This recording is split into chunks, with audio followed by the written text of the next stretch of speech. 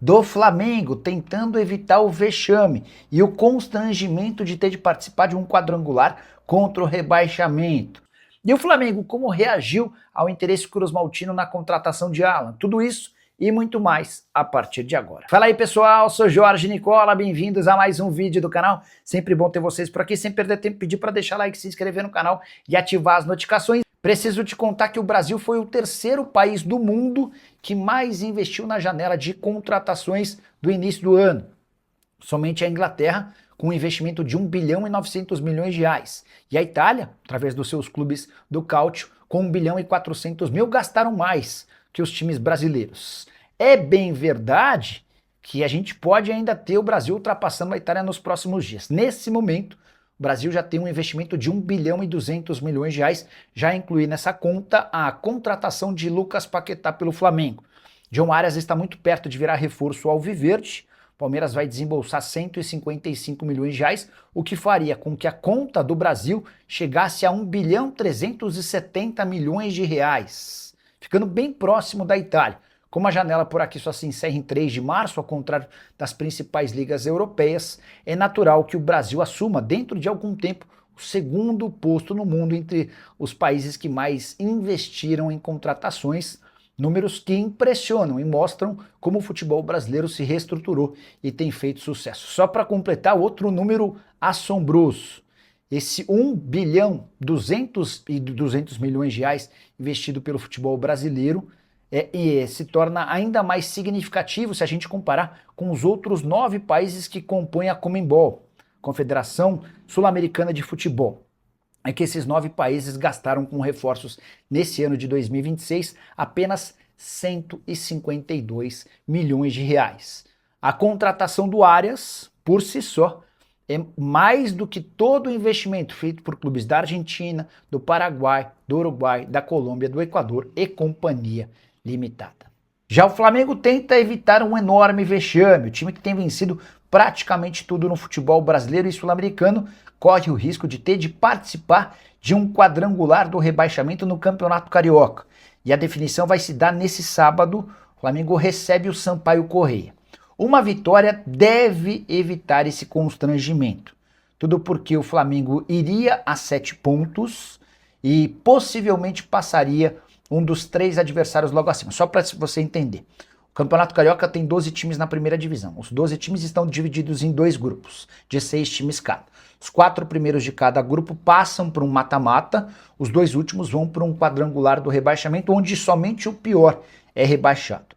O Flamengo, nesse momento, é o 5º colocado do seu grupo.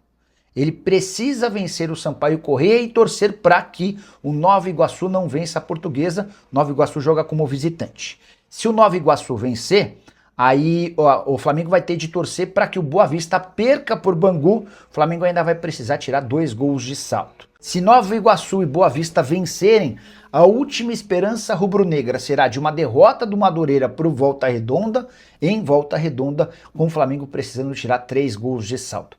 Essa é a combinação para evitar o vexame. O que se imagina é que o Flamengo vença com alguma facilidade seu adversário, até porque a diferença entre Flamengo e Sampaio Corrêa é enorme, e um dos 3 rivais tropecem, talvez até 2 ou 3, porque Nova Iguaçu, Boa Vista e Madureira todos jogam na condição de visitante. Só para completar, se o Flamengo empatar, ainda haverá a possibilidade de escapar do rebaixamento, mas isso só aconteceria se o Nova Iguaçu levasse uma goleada de pelo menos 5 gols em sua partida contra a Portuguesa. Pergunta que eu deixo para você: o Flamengo não tem sido muito confiável nesse ano de 2026.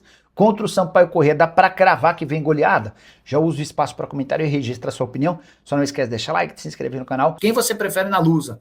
Arias ou Paquetá? Puxa vida. Cara, que pergunta difícil. E eu acho que eu preferiria o Paquetá. Mas sem muita convicção, tá bom? Nicola atrasa mais que o Flamengo para time titular jogar em 2026. Com a saída do Alan para o Vasco, está cancelada a troca com o Marco Antônio. Lewandowski pode vir para o Brasil com o fim de contrato. Não acredito na possibilidade de o Lewandowski virar reforço do futebol brasileiro. É alguém com mercado, é alguém que ainda tem linha para queimar e não tem relação com o Brasil. O Arias não é brasileiro, mas tem relação com o Brasil. Jogador que já havia feito enorme sucesso no Fluminense, enfim, tinha até prometido que quando voltasse, voltaria para o Flu. O que tem em relação a Alan do Flamengo no Vasco da Gama? Fernando Diniz trabalhou com o Alan no Fluminense em 2019 e é fã de carteirinha do jogador que não deu certo com a camisa do Flamengo. O Alan jogou muito pelo Galo, foi vendido por 8 milhões de euros e a verdade é que no Flamengo a coisa não aconteceu. O Flamengo está disposto a negociá-lo, mas a verdade é que esse negócio é praticamente impossível de acontecer. O Flamengo não vai querer reforçar um rival, a menos que o Vasco seja capaz de fazer uma proposta estratosférica, que tá difícil tirar jogador do Flamengo, né? Boa noite, Nicola. O Flamengo está realmente atrás de um centroavante? Tá sim. Só que gastar por gastar, os caras não vão gastar. A ideia é trazer alguém que seja muito diferente. Por exemplo, sondaram Darwin Nunes. Mas aí perceberam que não há a mínima chance, o Darwin custa 8 milhões de reais por mês. Sem contar as cifras, ele foi comprado por 53 milhões de euros. O Marcos Leonardo é alguém que, na visão do Felipe Luiz, não entregaria aquilo que se busca. Hoje o Flamengo busca um centroavante de mobilidade, aquele cara que faz facão, aquele cara que não faz só o pivô, porque o pivô ele já tem com o Pedro. O Caio Jorge é um alvo em potencial. Os caras também falam em Richarlison, falam em Dybala, mas a tendência, já que não se encontrou um nome por agora, é que o Flamengo espere para julho, quando a janela de quando a temporada europeia termina, quando alguns jogadores importantes ficam livres e, na teoria, aparecem mais opções, né? Com a investigação contra o BRB, pode prejudicar a parceria com o Fla? O Flamengo poderia vender a parte dele do BRB?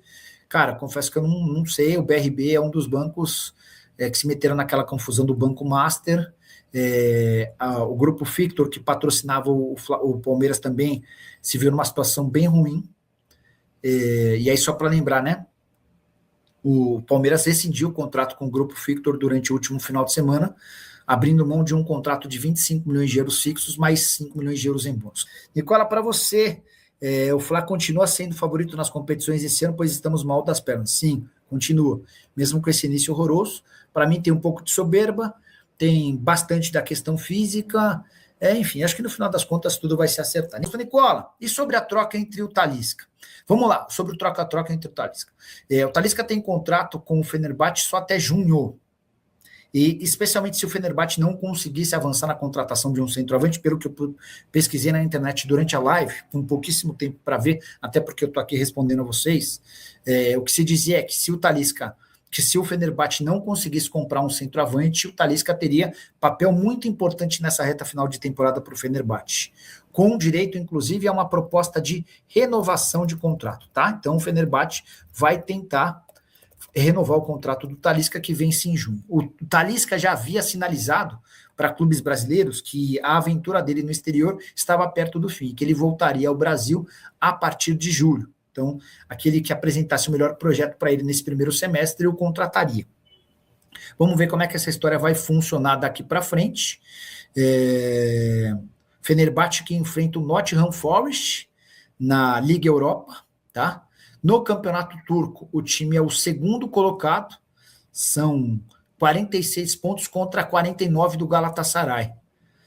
O Trabzonspor tem 42, já está um pouco mais distante, né? Então dá para dizer, imaginar que a briga vai ser mesmo entre Galatasaray e Fenerbahçe, tá bom? Beleza? Estamos perguntando sobre Marcos Leonardo. O Al Hilal vive um impasse, né? Porque o Al Hilal tem 3 centroavantes. O Al Hilal tem o Benzema, o Marcos Leonardo e o Darwin Nunes. Confesso que não entendi nada da chegada do Benzema ao Al Hilal. Não tem lógica nenhuma. Ele queria sair do Al Ittihad, beleza. Mas põe em outro clube, não no Hilal, que já tinha o Darwin Nunes e o Marcos Leonardo, né? O Atlético de Madrid era um interessado no Marcos Leonardo, até pensando nessa negociação do Benzema, mas acontece que não casou. A ida do Marcos Leonardo para o Atlético de Madrid com a chegada do Benzema, e a janela na Espanha já fechou. Então hoje o Marcos Leonardo tem o seu futuro indefinido. Imaginá-lo no Brasil, só uma proposta grande, cara. E talvez o Flamengo poderia ser esse time, né? Mas o Flamengo ainda não está convencido de que o Marcos Leonardo é uma boa opção. Quero falar agora sobre Fernando Diniz, que decidiu entrar no circuito para tentar fazer com que o Vasco contrate Alan, atleta que pertence ao rival Flamengo. Diniz chegou a telefonar para o Alan nos últimos dias para demonstrar a importância que o Alan teria na formação do seu time e, de fato, são características bem similares àquelas que o Diniz gosta no seu time. Jogador de muita posse de bola, de muito recurso, de muita técnica. A grande dificuldade vai ser convencer o Flamengo a fazer negócio com um grande rival, especialmente porque negociar com o Flamengo tem sido super complicado. Até quando o time tem dinheiro. No caso do Red Bull Bragantino, a operação corre risco. O Alan Cian está indo somente agora para a equipe de Bragança Paulista. O Alan, que já esteve na mira do São Paulo e do Corinthians, em ambos os casos não houve acordo por conta das questões financeiras. A ideia do Flamengo era recuperar parte dos 8 milhões de euros investidos. Já o Vasco pretende oferecer um empréstimo até o fim da temporada com opção de compra. Isso pode virar obrigação caso metas sejam batidas. Família, beleza? Mais um giro de notícias do Flamengo aqui neste sabadão. Muita informação importante para você ficar atento e atenado sobre tudo que está sendo falado do Mengão.